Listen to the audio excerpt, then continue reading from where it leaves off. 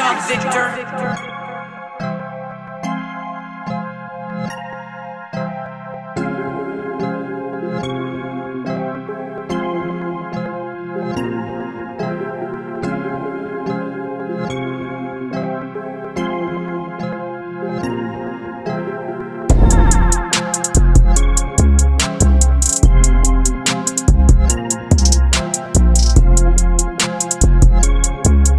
What is up, guys? Welcome back to the channel. And welcome back to another episode of WizKidsForever, episode 2. And guys, I know I did episode 1 back in October, right before the season started, and I promised to give you the most raw, uncut, and insightful analysis on the Washington Wizards. But to be quite frank, you guys, I couldn't do it last season. I couldn't do it with the 2023-2024 season, with us culminating having the second worst record in the league. But I'm back rejuvenated, and now I promise to never leave you again. And I promise to give you the most raw, uncut, and unfiltered and insightful analysis on your very own Washington Wizards, because I'm quite rejuvenated. But before I tell you why I'm rejuvenated, if you're checking this out on YouTube, be sure to comment, be sure to like, be sure to subscribe. On the road to 2,000 followers on this, 2,000 subscribers on the channel, and I can't get there without you guys' help. And like I said, I'm not going to leave you guys ever again. I can make that promise. And the reason that I'm rejuvenated is because the Washington Wizards look to be on the come up. They look to be on the come up. And to give you a timestamp, as I do for all of my episodes, today is Sunday, May 19th, 2024. And what I mean about the Washington Wizards being on the come up is exactly 1 week ago, the Washington Wizards won the second overall pick in the 2024 NBA Draft Lottery. And the reason that I didn't do an episode, instant reaction episode, is because with the new draft format and the new offseason format, I knew that the guys were going to get a week of, combine, training, combine measurements, and things of that nature, scrimmages and things of that nature. So I wanted to take it all in, with us knowing that we now have the number 2 pick. See some guys' official measurements, even though some of the guys that I'm going to be talking about weren't at the combine because they're overseas prospects and they're still playing in their national tournaments and things of that nature. Some of the guys that I will be talking about did attend the combine and solidified their ranking as a top 5 pick or a high lottery pick. And the thing that is interesting about this 2024 draft is that you guys hear that it's one of the weakest drafts in recent memory. You hear guys talking about it with the 2013 draft and things of that nature. And I wouldn't go that far. I think they talk in hyperbole when they say that. No, we don't have a generational top-end talent like a Victor Wembanyama or a Zion Williamson. But these guys are guys that I think this draft that runs very deep. This draft is a draft that you can get a foundational type piece with the number 2 overall pick that the Washington Wizards have. And that's the reason why, like I said at the beginning of this episode, I'm super rejuvenated. But just to recap the draft lottery, Atlanta, they won the draft lottery, winning the right to the number 1 overall pick, jumping from the 10th overall spot. And one of the biggest jumps that we've seen in recent NBA draft lottery history. And I don't know. I don't want to say that the NBA is rigged. I'm not that type of guy, but something's cooking. Something's cooking along the lines of what Atlanta's going to do with Trae Young, with the Spurs receiving the number 4 pick and the number 8 pick. To pair with a generational type talent with Victor Wembanyama. I don't know if the NBA is conspiring some type of Trae Young to the Spurs type of situation, but they're definitely equipping the franchises with the ammo. And we've seen it before, especially with the Cleveland getting the first pick to have ammunition to trade back to the Timberwolves to get Kevin Love and things of that nature. So I wouldn't put it past the NBA. While I'm not the type to say that the NBA is rigged by any means, I wouldn't put it past them. So I don't know what they're cooking up because Atlanta played in the play-in. Yeah, they had the 10th overall record, but we just saw them play a couple of weeks ago, right? So they have a lot of different avenues that they can take with this number one pick in this draft? Are they going to trade Trae Young? Are they going to blow it all up or are they going to trade a number one pick for a vet and, vice versa of Trae potentially going to San Antonio? Are they going to be bringing in a guy in Atlanta to help out the likes of Trae Young? So they have many different avenues, and I mentioned that because while a guy like Alex Sarr is the consensus number one draft pick, we don't know if that's going to be the case come late June when the draft comes. I think that he might be. I'm going to stand on it. I think that he is the best player in this draft in terms of, fitting the modern NBA. And I'm going to get into Alex Sarr in a minute. But it's kind of hard, doing these mock drafts and things of these nature because Atlanta can do so many different things. Do they trade that for a vet? And if a vet slide or if that other team slides into the number one pick, what do they do? Maybe they have a center where they don't need the likes of Alex Sarr. So it's interesting to see what Atlanta does. I ultimately think they do end up keeping. I do think they end up keeping the number one draft pick.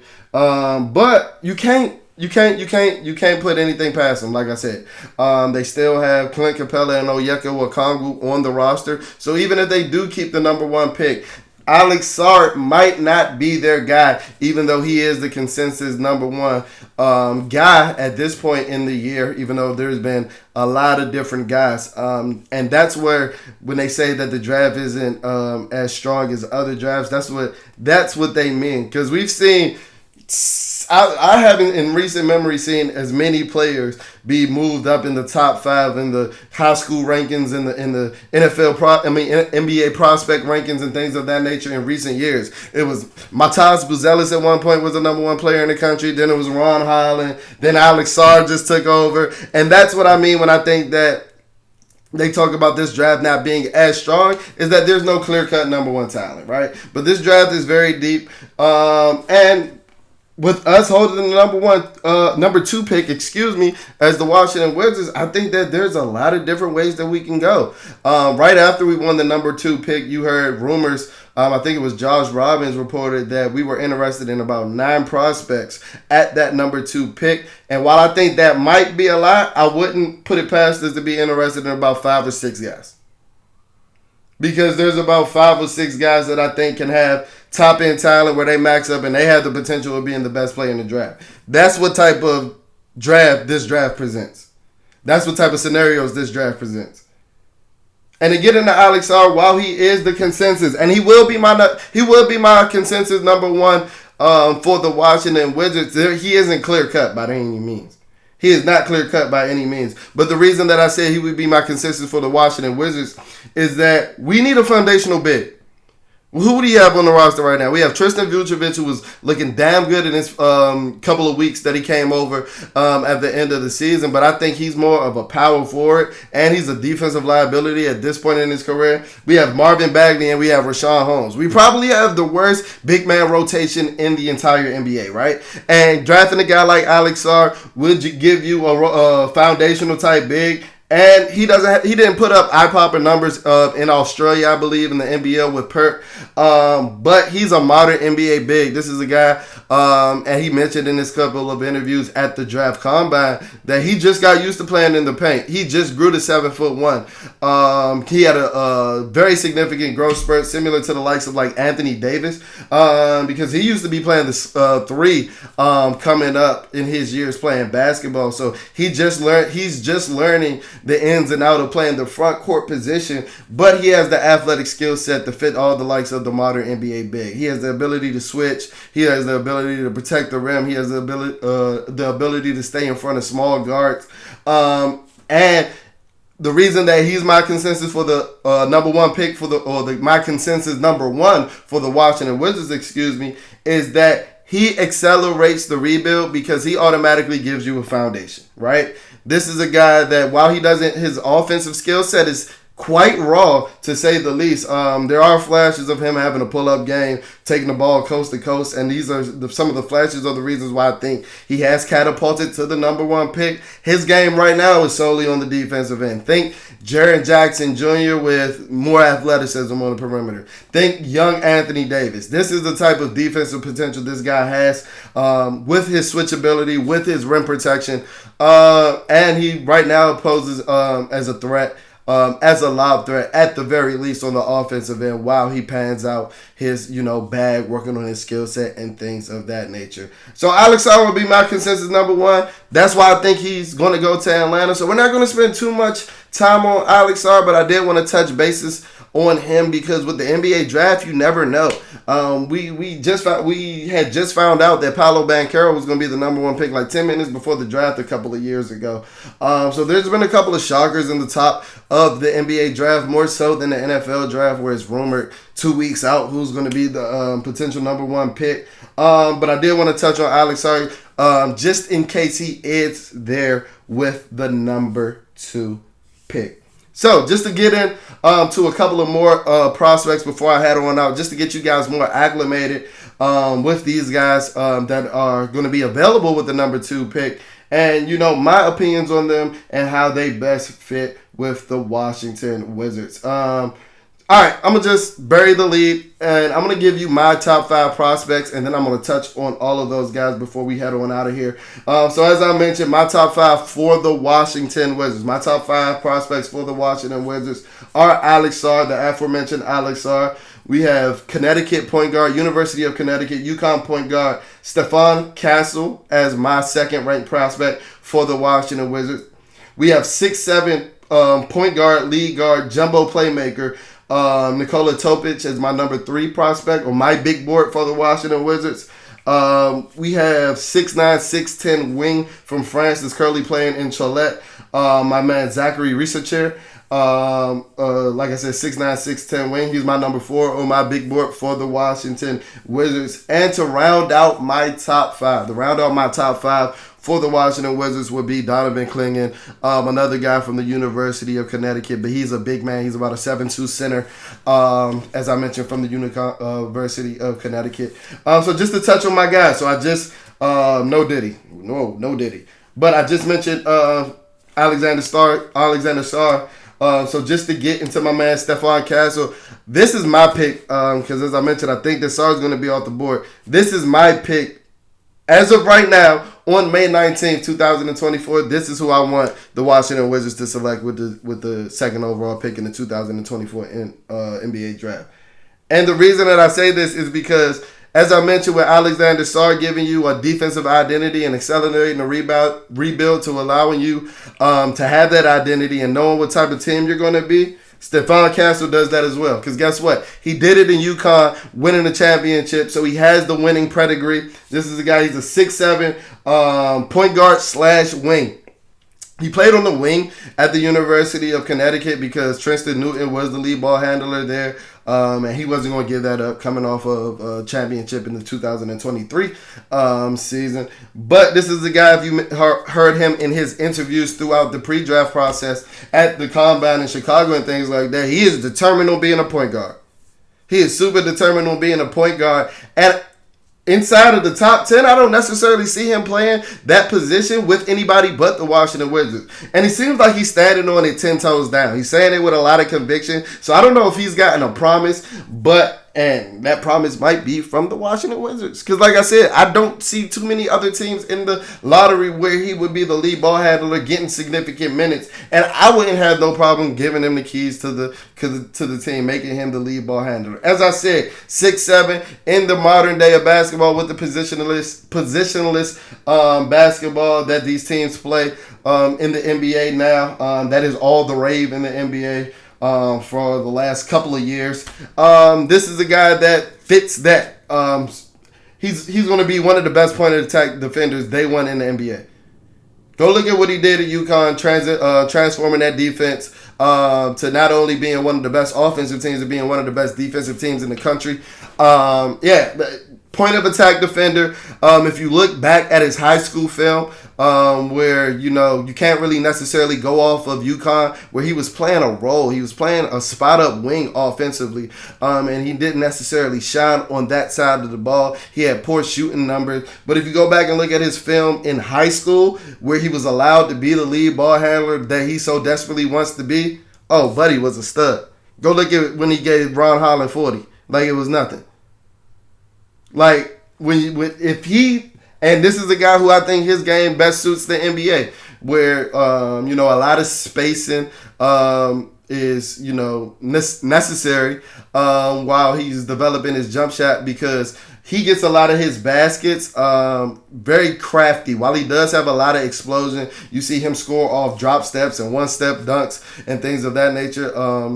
Scoring off of... I think I saw him score off a fucking drop step. This is the type of versatility that he has. And if you go back and look at his high school film, he has a lot of change of pace games, a lot of herky-jerky games where I don't want to put this on him, because we just saw this guy have a marvelous season.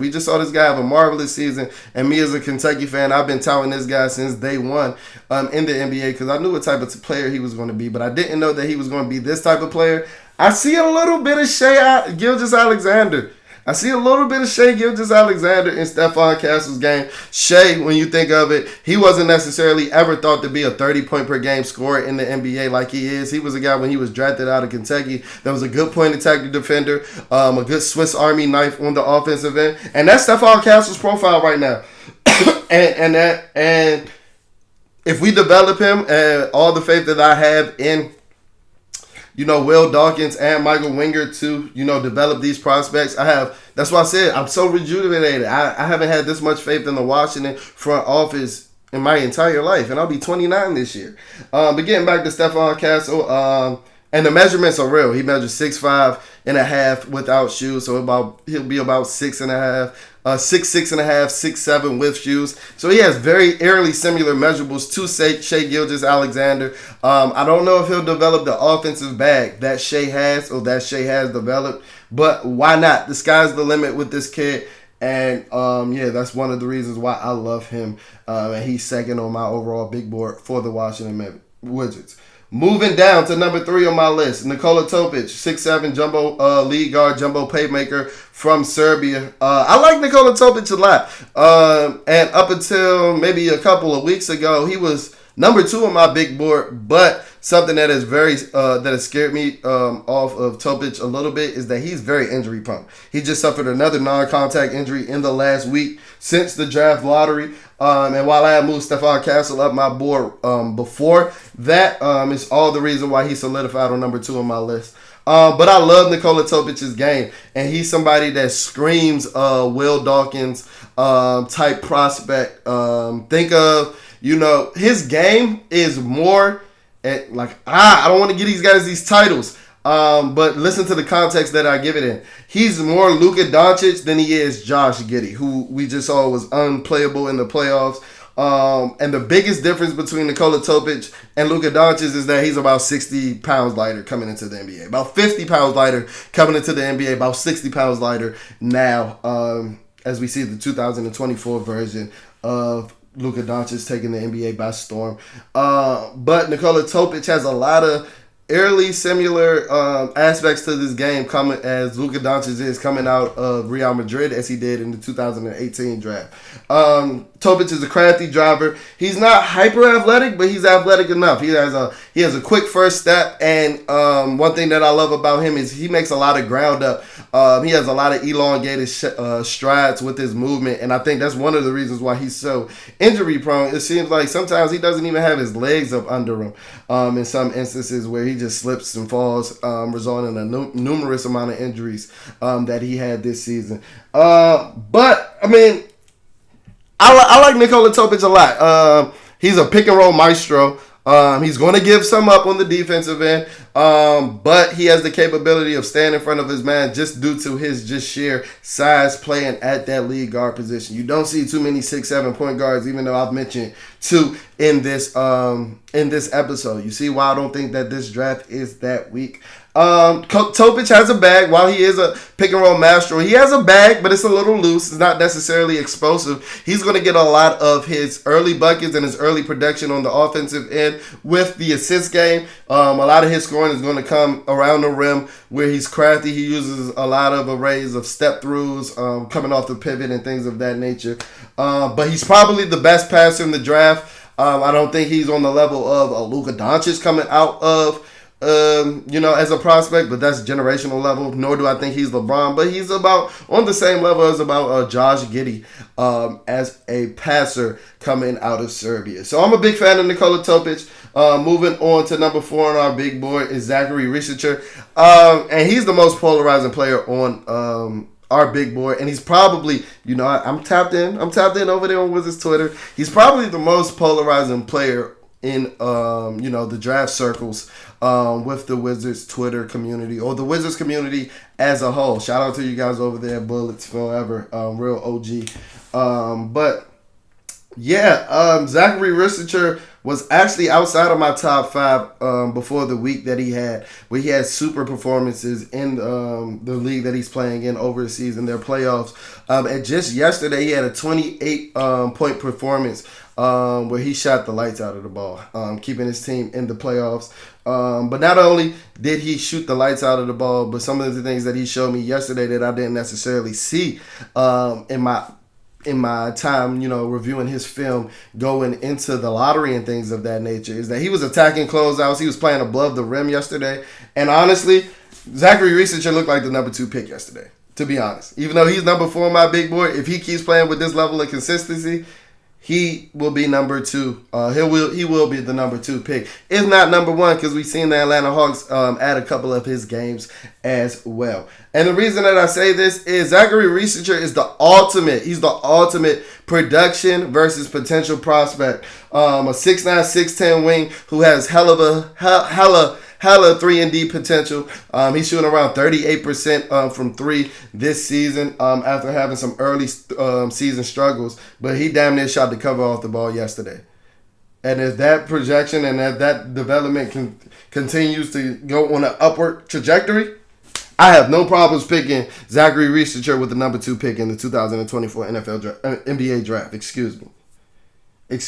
One of the reasons that we aren't as high as some guys like Jonathan Givony, I think he has him as the number 1 overall prospect in the entire draft over there at ESPN. I haven't seen a lot in his shot creation. He doesn't have much of a bag. A lot of his offense relies on transition buckets, where he is a goddamn gazelle in space, especially in transition.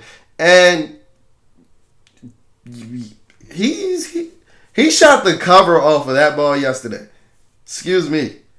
And if he continues to do that, I think that the Michael Porter Jr. projections that we've seen him projected or compared to on the offensive end, I saw that yesterday with that type of shooting. Michael Porter Jr. is one of the elite shooters in the NBA, so I was hesitant when I saw a lot of these people throwing his name out just in terms of his sheer size and things of that nature. And if we can remember, Michael Porter Jr. was the number 1 player in the entire country at one point before he had fucking back issues that he has to play with a fucking brace on his fucking foot. So I was hesitant on giving Zachary Risacher that, but he looked like Michael Porter Jr. shooting the ball yesterday. And he's a better defender he's 10 times the defender Michael Porter Jr. is. I don't know if he's Jaden McDaniels level defender like some of you guys have comped him. And some of the guys in the draft pundits and things of that nature have comped him as well. But he is a guy that has the capability of switching 1 through 4. And that's the sole reason why I was hesitant on drafting him at number 2 is because I think that his ceiling is lower than some of these guys due to his lack of shot creation and, offensive ball handling and, offensive variety in his game. But if he develops that, which we'll have time to do, he's only 19. He has the potential, and I know I said this with a couple of guys, he has the potential of being the best player in this draft as well. And to round it out, my top 5 is Donovan Clingan. Don't necessarily want to see us draft Donovan Clingan with the number 2 pick. Don't want to see us draft a drop big who has a raw offensive skill set with the number 2 pick. But as I mentioned, with a guy like Alexander Sarr, bringing in a guy like Donovan Clingan, who's only 20 years old, he'll allow you to accelerate the rebuild because he allows you to have an identity as a foundational defensive anchor type build. While he doesn't have the switchability like a guy like Alexander Sarr, as I just mentioned, he's simply a drop big. But he does provide, defensive verticality or defense. Yeah, defense. His game impacts a lot of other players on the defensive end. Not necessarily to the likes of a Rudy Gobert, but he's like Walker Kessler 2.0 coming out of the draft on the defensive end. I wouldn't necessarily mind that because I do think that we need to get better on the defensive end before we do anything offensively. And we can let Jordan Poole keep taking as many fucking bad shots as he wants. Keep pulling up from half court. So hopefully we get the number 1 pick in the draft where we do have that generational talent in Cooper Flagg. But that'll round up my top 5, man. There's some other guys that I like, not necessarily with the number 2 pick, but I'm a big Matas Buzelis fan. If he gets that shot down like he did in high school, he has the capability of being one of the 2 or 3 best players in the draft. Don't know if his ceiling is number 1 player in the draft. That's why he isn't in the top 5. But he is honestly throwing hands and fighting Donovan Clingan for the number 5 pick in the WizKidsForever top 5 for the Washington Wizards big board. So let me know what you think about my top 5. I want to hear your top 5. So go ahead, spam those comments, man. Hit us up on Twitter. Hit us up on Instagram. We're going to be over here tapped in, giving you as much content as possible. If you're checking us out on audio-only platforms such as Apple Podcasts, such as Spotify, please be sure to leave a ranking. Please be sure to leave a review, preferably 5 stars. That way we finesse these algorithms so that when you're looking up anything Washington Wizards, WizKidsForever is your number 1 content hub. And as I said, man, chop it up with me, man. Let me know who's your top 5 prospects. Who's your number 1 prospect? Who do you really want to see us draft come late June? And as I promised, I'll never leave you guys again. I'm super rejuvenated. I haven't felt this way about the Washington Wizards since the mid-2010s, to be honest. So that's all the more reason why I'm going to give you guys some amazing content because I think we're on the ups over here in Washington. We're going to have Capital One a buzzing, even though Ted was trying to leave it a couple of months ago. But that'll do it for this episode of WizKidsForever. I appreciate you guys for tuning in. Hit that subscribe button and